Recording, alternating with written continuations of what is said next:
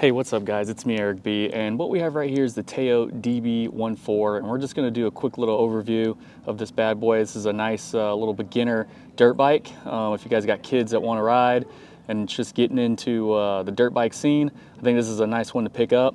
But before we do that, let's cut to the intro. Home run, touchdown, buzzer beater, do it all now, top corner talking home run, touchdown, buzzer beater, do it all now, top corner like.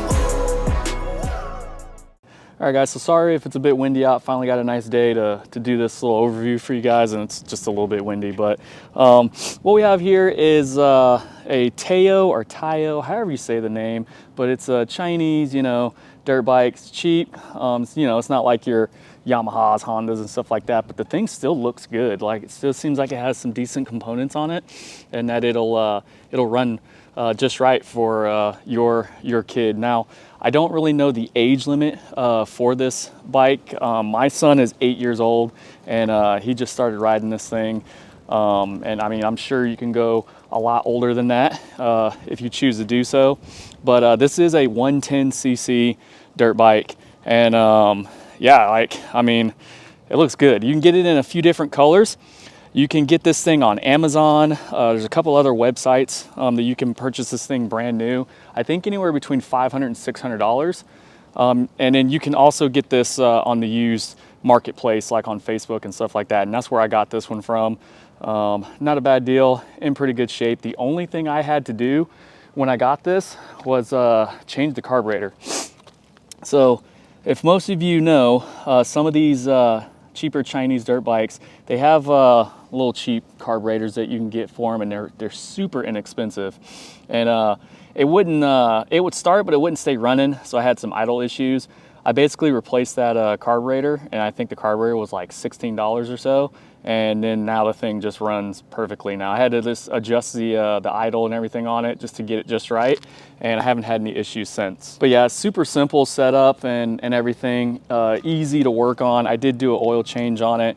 I want to say I put 10W30 in it. I can't remember, it was a little while back, but yeah, it's super simple, easy to get to the spark plug, easy to get to the carburetor and adjust it, and doing an oil change and everything is easy as well.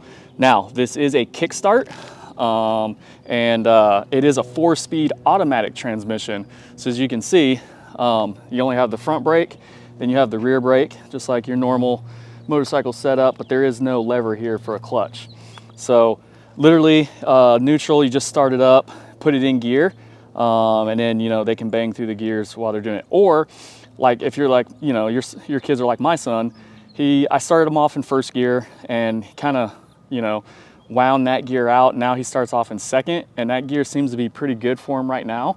I don't know how third will be, but it gives them a chance to learn how to shift gears without having to deal with the clutch and everything. So then when you do step up to that type of motorcycle, it'll be, pretty easy for them. So yeah, I will show you guys here in just a second. I'll do a cold start because this thing hasn't been started in like a week or so, and it's kind of chilly outside, but I'll do a kick start for you guys so you can hear it start up and rev. But there's a little kill switch on here, and then there's your shifter, like I said, 4 speeds, and then you do get some decent suspension.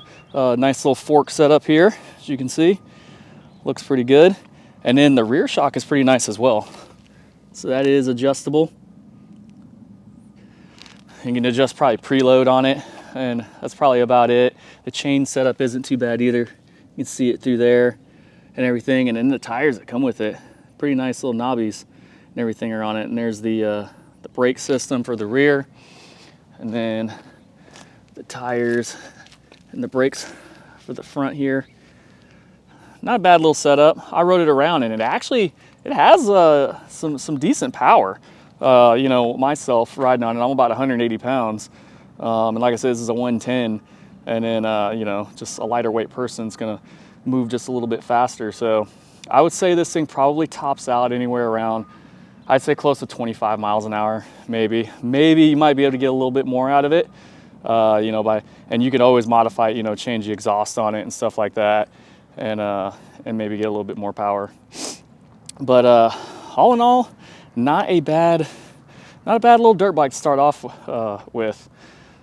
So yeah, there is also, one more thing. I am also going to, since we live in a neighborhood and everything, and he mainly rides on the road and stuff like that, I don't really take this off-road or anything, you know, to that nature. As you can see, I have that field back there, but they're building a new neighborhood back there, and it's hard to get to.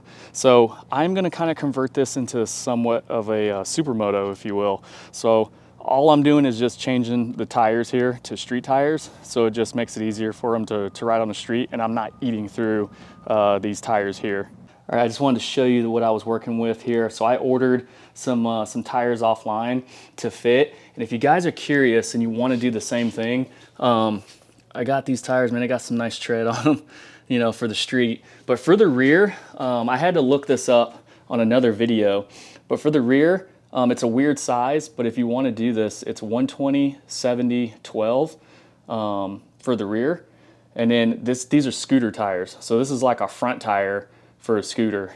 And then for the front, you can't see it because it's wrapped up, but this is a 120, 70, 14. So yeah, so I'm gonna go get these installed. I'm still gonna use the inner tubes in them, obviously because they're spoked, and you gotta have an inner tube in there. But yeah, I'm gonna swap those tires out, and then we'll be able to have some street ability with this bike.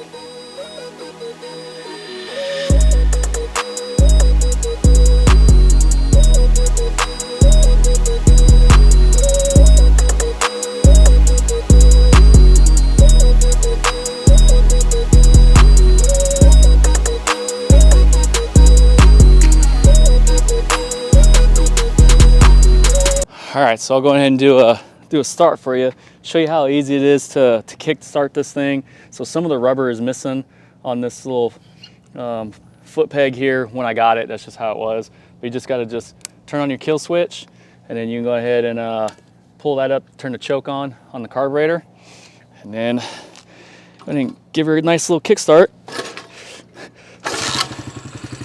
And that's it. She started. So I'm gonna let it warm up just for a second.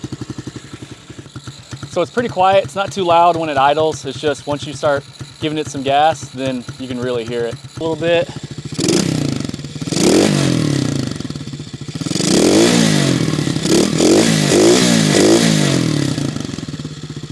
Hopefully that came across the camera all right and it wasn't too loud, but that's it. That's what it sounds like. Then when you're ready to cut her off, just go ahead and hit your kill switch here.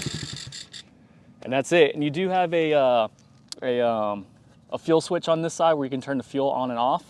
And that's it. This bike is super simple just to operate and work on. All right, so what I'm gonna do now, I'm gonna get my son out here, have him jump on this and let him rip it so you guys can kind of see it in action and everything. And then just how, you know, his height and everything and what everything looks like while he's sitting on the bike and all that good stuff. So let's go ahead and knock that out now. All right, so we got my son right here. Say hey. All right, he's got his gear on and everything. We're ready to go. All right, so he is about 4 feet 5 inches, and the seat height on the bike is about 28 inches. So go ahead and get on the bike, Owen. So you can see, he's 8 years old, by the way. And as you can see, not bad. Now he does kind of tiptoe it, and obviously even with adults on full-size dirt bikes, we still kind of tiptoe it just because they have tall seat heights and everything. So let me go ahead and get the kickstand up and get it in the gear for you. I'm putting it in the gear. All right, so it's in first gear. And whenever you're ready, bud, you know how to do it.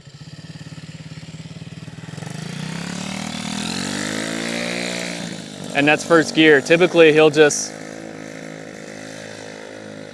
take it all the way to the top. And I usually, he hasn't learned how to shift yet.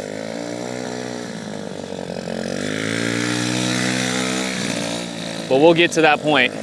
Because with his boots, it's hard to shift it back up. So, all right, let's watch him stop. Use your brakes. Good job. All right, so there you guys have it. All right, I'm gonna have him go down the street and back. So right now, he's in first. I'm gonna put it in second so he has a little bit more speed. All right, I'm gonna put it in the second. All right, go ahead, bud. Nice and easy.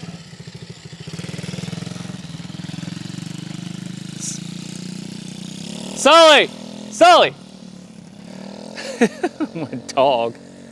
Come here, Sully. What are you doing? You're gonna get ran over.